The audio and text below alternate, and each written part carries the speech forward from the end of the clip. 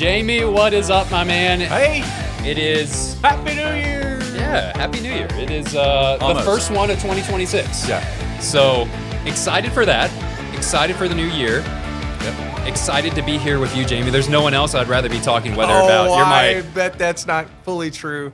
Yeah. I might be in the top 3, but I'm not number 1. Okay. Yeah. Well, for the people who don't know, I'm dating a meteorologist. That is why Jamie's saying you're probably... Not this meteorologist. It's not that type of work relationship between the two of us, people, in case you're wondering. It's not that. Yeah. But, I'm excited. We got the new year that's coming in. Yeah. For this episode, we're going to do something fun because of that. Top 5 lists. We're looking at 2025. We're talking about the best things, the worst things, the most exciting things. And some years are kind of quiet, right? Yeah. This was not a quiet year. There's plenty to talk about in 2025. We got to the point where I think I wrote down 11 things, and I said, Jamie, dude, I can't get it down to 5. You're gonna have to pick. And so we got it down together between the two of us down to 5, and ever since then we really had to decide. I think we got a pretty good list. Yeah. We may disagree on the rankings of some of them within this top 5. So, but I think we agree. I hope we agree on number 1. Number 1, I think, is Yeah. There's some ones that could be pushed higher. There's some that are gonna be like, why isn't that number 1 throughout the year? Right. But yeah, that's the plan. Top 5 list. I'm like teachers that you remember when you were in school and you could have a wrong answer, but if you supported your answer and it was believable, they would give you some credit for it. So we can work it that way. If you can support your reasonings for a higher ranking. Showing your work. Yeah, showing your work. My mic stand. I don't know if you guys can see this. I keep pulling it up, and then it keeps slowly drooping down. We're off to a rough start of this podcast episode. Hopefully that's not. Of course, as soon as I say that, it's going to stay in place. Start to follow back for me. But how you been, Jamie? You got any New Year's resolutions? Any goals? I'm not a big resolution guy. Are you? I can't say that I've ever had a New Year's resolution. I do buy into, you'll hear people say, well, you shouldn't wait for New Year's Day to have a resolution to change something that you think you should change. Yeah. And I'm a believer in that. I mean, if there's something that you need to change in your life or something that you see you could make better, why do you got to wait till the end of the year to do that? It's very wise words. Yeah. Just age, I guess. Just age. I've been through a lot of New Year's. I've seen a lot of things come and go. Actually, on that, have you ever had like a memorable New Year's? Like, I always feel like New Year's Eve is always built up into this, like, it's going to be great. There's going to be this celebration, and, it's going to be the time of our life. And I'm going to be honest. The parties that are memorable in my mind, none of them were New Year's Eve parties. I guess that's fair. I feel like it's something that we build up into this, like, this is the night, but then it rarely achieves that status. Most of the time, I don't even make it till midnight. Yeah. Especially if my parents, mom and dad will. Dad always goes to bed at like 9 o'clock every single night. Yeah. New Year's Eve, he will push it to 11 to see the ball drop in New York and then stagger to bed, and he'll call it there. Let's get into this list. Okay. Doppler dive. Top 5 of weather events in 2025. Number 5. Something that could have been some people's number 1. I'm talking about half a foot of snow that came in. This was on February 16th. Now, actually, that video is from January, the second week of January, that first big snow that we had. Yeah, that really big snow that came in. This was one of those events that models were forecasting.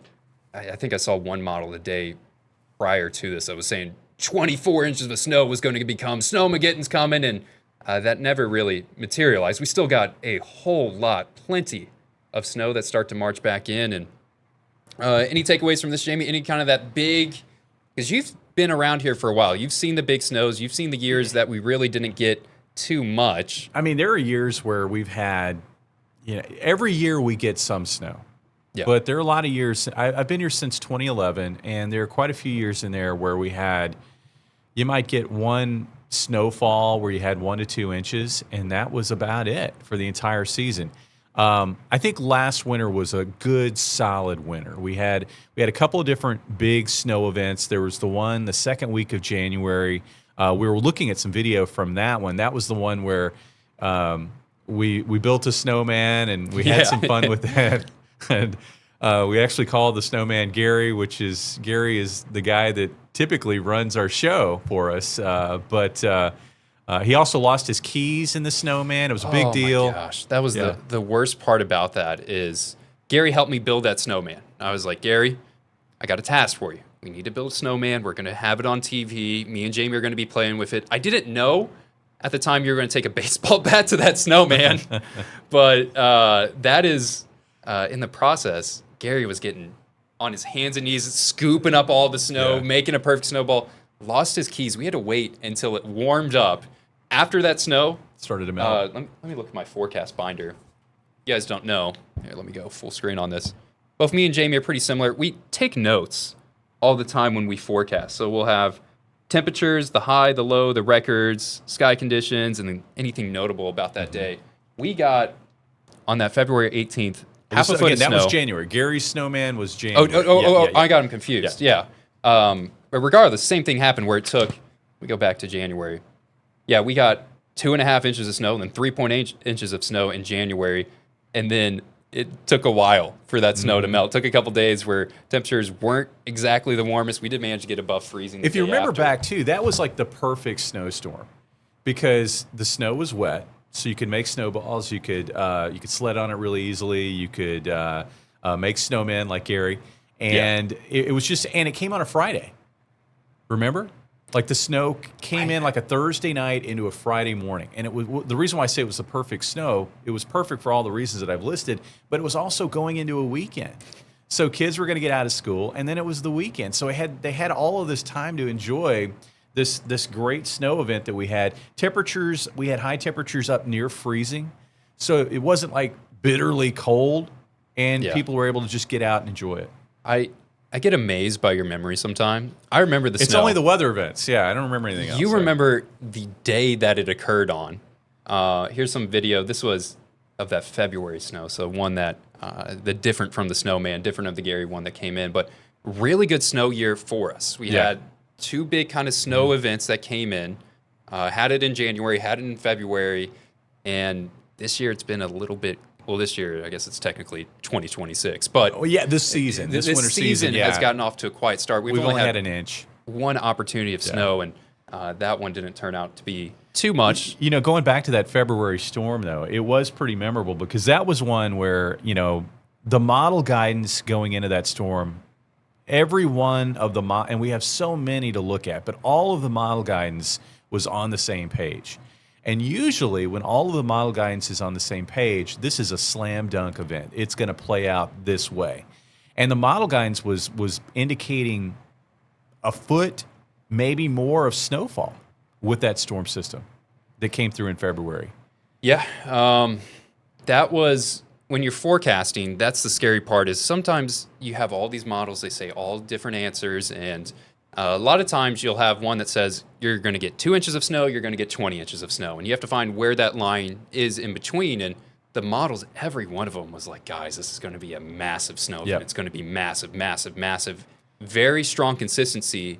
And then all the models underperformed on that. So I think our messaging was going into the one in February, we said a foot of snow may be possible. I think I remember I had a graphic where I had it about a 20 to 30% chance that we could get as much as a foot of snow. Yeah. And then people are like, we only got 7 inches, and they're all upset. I'm like, that is a lot, guys. That is awesome. And, you know, to be fair, I mean, even the morning of the event, I remember this, the morning of the event, it was still cranking out like, you know, 12 plus inches of snow. Yeah. The model guidance was. Now, here's what happened. This is my opinion. I think what happened with that storm was a very cold, dry air mass came in with the snow. So we had very dry snow. And I think that played into, you know, it's kind of like in one way, the cold air helps to boost snow amounts because you get higher snow ratios because of the dryness of the air. But that dry air also cuts into the available moisture to generate the amount of snow that you're looking for. And I think in the end, that cold, dry air mass really cut into our totals.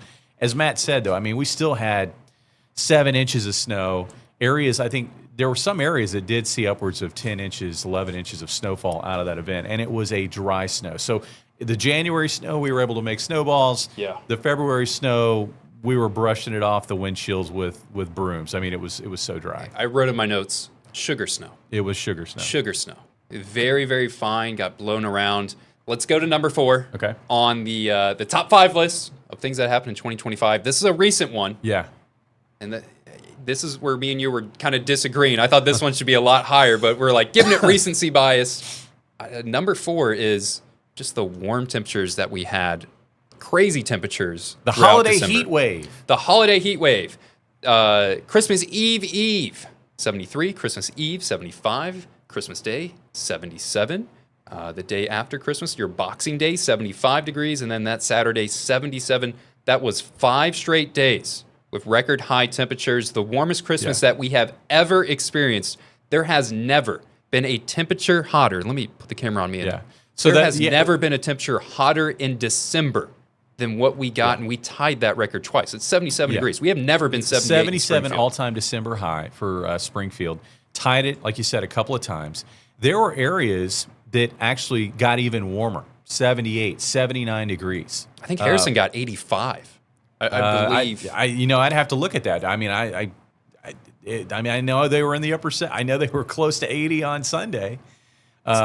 Just crazy. Though. Yeah, that was wild, and I can't stress enough how not only rare, obviously that's rare because we were setting record highs, but that is a truly, I think, once in a lifetime event to have that kind of warmth over that many days during the Christmas holiday.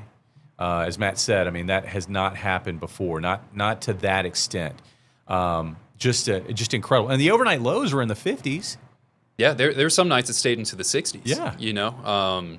I remember I was working throughout that stretch, and I would look at the temperature at 9 o'clock at night and say 63 degrees. I'm like, guys, maybe it gets 1 or 2 degrees cooler tonight. Yeah. It's not going to cool down at all. And then we got back into the heat, back into the 70s. That pattern was just We've never incredible. had that many consecutive 70-degree days in the month of December ever recorded. That was another thing that came out of that. There were some places, reporting sites, I mean, we had 5 straight days where we had record highs. Most of the other reporting sites actually had 6. They set record highs on Sunday as well. We fell a couple degrees short. We hit 73 on Sunday. The record high for that day, 75. It's just incredible. Yeah. Because to most people, they're walking outside on Christmas and they're like, oh, nice weather. As meteorologists, we're like, we don't know if it will ever be this nice again in our lifetime. Yeah. And we've had some multiple warm days Christmases, but usually, like if we have a warm Christmas, you get a day or two. Yeah. It's in the 60s. It may be humid, but it's in the 60s to have that kind of weather. And then another thing that was just a blessing, really, out of it was a lot of times if you have that kind of warmth Storms in are late coming. December, Storms are it's going to coming. go out with a bang. Yeah. And in this case, it did go out with a bang, Just but not for for areas us. further east. Yeah, I mean, for us, it was quiet. The front went through, temperatures plummeted, and we had a lot of wind on Sunday. But there were tornadoes that touched down across the state of Illinois. I Yeah. believe into Indiana as well. I mean, I was forecasting that day, and you know it's going to crash down somewhere. You know that this is going to produce storms for someone, and it just looked good where it kept pushing further to the east, further to the east. And then we had fast winds on Sunday. It got cold. That was it. Yeah. So that's your number 4 top 5 weather event of 20. I feel like, hold on, Jamie, let me do number 4. Oh, there you go. With that being said, Does it get even deeper, like as you get closer to number 1? here we can. Number 3. Your number 3 event of the most historical weather thing in 2025. Let's just go straight into the video of this. We're going to loop a couple things into one. I was talking about this earlier. Me and Jamie, we could not narrow the list down. We got about 4 things that are weaved into number 3. We're talking about the record-breaking rainfall, the severe weather that came in the spring. And then once we got into the middle of summer, all of that disappeared, went bye-bye, and it has been so hard for us to get any rain. The record rainfall, it's essentially no rain at all, and there's been some pretty nasty storms that happened throughout this stretch. I really focus in on April 29th, on June 29th. We can talk a little bit more about those days, but you're looking at footage of the James River taken earlier this year by a drone shot, and you can just see that the James River, well, we're looking at the James, and also the James and the Finley were at kind of all-time record highs, never have been higher. Just incredible amount of rain that we had to start the spring, and then a lot of that disappeared. Yeah. We started to lose it once we got later. Yeah, I mean, and it just it was amazing how quickly it flipped. I mean, we went from like, way too much rainfall over the spring season, and a lot of times that goes hand in hand. If you get a lot of severe weather, you're going to get a lot of rain. But once we got to that big windstorm that rolled through Springfield on June the 29th, once we got to the other side of that, it was like that windstorm blew out all the rain, and we were done. The rest of the summer season was very dry. We went into the fall dry. We've had some rain this fall season, but not much. And December, going back to, we're talking about records, December is going to go down as one of the driest ever recorded here in the Ozarks. In Springfield, I think we've had 0.16 inches of rain for December. 0.13 was the driest. I believe that was 1950. Yeah, I got it right here, Jamie. I love digging into the records and the logs and the data. This may bore some people because you see a lot of graphs and things on a spreadsheet. But the driest December, this is what we have plotted in. Is we said, hey, just plot every December and how much rain we got in that December. Number one is 1950 with 0.13. This year, 0.16. So essentially, we're not number one, but we're about a couple water drops behind number one. Yeah, and that's just Springfield. I mean, when you look at other reporting sites, West Plains, I think, is going to have the driest December recorded. They had 1/4 of an inch. Joplin and Harrison both had essentially just a few 100ths. I think Joplin had maybe 4 100ths of an inch. I think Harrison maybe had 5 100ths of an inch for the entire month of December. And it will go down as the driest December on record for both of those locations. Some of those really two big events that stick out in my mind throughout this period was April 29th and June 29th. April 29th resulted in 50,000 people in Springfield without power. That was not due to a tornado. That's very controversial. People declared on Facebook, I saw that tornado spin up as it went through Springfield. Straight line wind event as gusts were as strong as 91 miles per hour. The second event that we need to talk about was the one that came in on June 29th. Pretty similar setup. Yeah. No tornado concern with that. That was another straight line wind event, and I actually have the footage of me having to forecast that day. We got power back, and I think we had power for maybe 10, 15 minutes, and they said, all right, Matt, go forecast. Yeah. And my graphics weren't loaded. My weather, you can kind of see the weather computer behind me. There's nothing really on it, and so drew the state of Missouri and was having to draw in the forecast old school with dry erase marker. So those were kind of those two big events that stuck out throughout that stretch. April 29th, June 29th, one resort in 50,000 people without power. The second, 40,000 people without power. Both straight line wind events and extreme from rain to nothing. And I think another thing that stands out with both of those is they really focused on Springfield. The one in late April hit the north side of town really, really hard. Yeah. The one that came through in late June hit the south side of Springfield really, really hard. Yep. And the amount of tree debris that has been piled up, if you go out to the recycling center near Still Republic, bad. I mean, it's just, there's an open field that is just now essentially full of tree debris that has been accumulated from both of those windstorms. I mean, it's incredible the amount of debris that was collected. There were areas, I know with the late April event, I can remember there were quite a few houses that had trees that fell on them. Yeah. And I think weather is most impactful, when it hits you, right? I mean, like if you hear a story from someone but you didn't go through it, it's like, oh boy, that sounds bad. But if you go through it, if it hits you, it's the worst thing that's ever happened. Yeah. And I would say, because I live on the south side of town, so on April 29, when that round went through, there was a lot of wind where I live, but it wasn't that bad. Like, we didn't lose a lot of trees where I live on the south side. Now, the June 29 event, a completely different story. In my neighborhood, there are houses now even that people aren't living in because they're waiting for the homes to be repaired because they had trees that went through them. That was bad. Once again, straight line win events. Jamie, we got, I think, about 3 minutes, so we got to kick it into high gear. I think we could do a quick mention on the Aurora. That is number 2. The Aurora that came through, that was what, mid-November? Let me get the exact date. I'm flipping through my forecast binder. It's November. There was 2 days. It was like back-to-back that we had that Aurora. I want to say the 11th.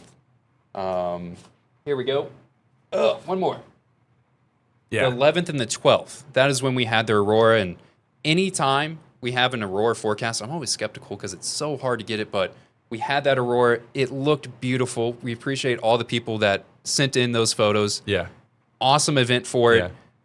It's one of those things that you don't know when it's going to happen again. You would think maybe that might be a once in a lifetime, but because of where we're at with this solar cycle, we had back-to-back years where we had auroras visible here in the Ozarks. And this is probably one of the better displays out of the 3, but just wonderful seeing that. And I felt so good being able to see that night. All right, we're up to Number 1. We're gonna. I kept the voice on a little bit too long. Number 1, March 14th, 2025, at least 20 tornadoes in Missouri and Arkansas. That's headlighted by 2 EF4 tornadoes in Arkansas, a handful of EF3s that swept across really southeast Missouri. Yeah, southeast Missouri, northeast Arkansas. This is a pretty bad tornado event that happened throughout the spring. We were both working that day. Yeah, multiple EF3 tornadoes out of that event. I believe one was an EF4. The Diaz, I think the Diaz, Arkansas the Diaz tornado, was I think an was an EF4. And they were investigating, hey, could this be an EF5? It did not become an EF5, but they were at the point where they said, hey, this is something we're going to have to look into. And here's the coverage of Jamie on air earlier with a tornado that went through the south portion of Rolla. We had, I believe, Jared Henry that was an in EF2. the storm tracker. Yeah, that was an EF2. I think that one first got warned in eastern Greene County. In eastern Greene County. That's where, okay. But that was just such a wild day where it started off with a wildfire threat. We had fast winds. We had wildfires. Major wildfire threat. I believe it was Camden County, that they were telling people to evacuate because of wildfires. And then 1 hour later, they had a tornado that rolled in. Yeah. And that's just one extreme to the other. They're telling people, get out of your home. There's fires. And they're saying, actually, go back. Get into shelter right now. Major tornado outbreak. And then also, remember the wind that came through with that storm? Just outside of thunderstorms, we had wind gusts over 60 miles per hour, and it drew in a lot of dust. Remember that? Yes. I remember leaving the station late that evening, and it looked foggy outside because there was so much dust suspended in the air, and you could see this film of dust on the vehicles. That's just one of those days that you hope you don't get another like it.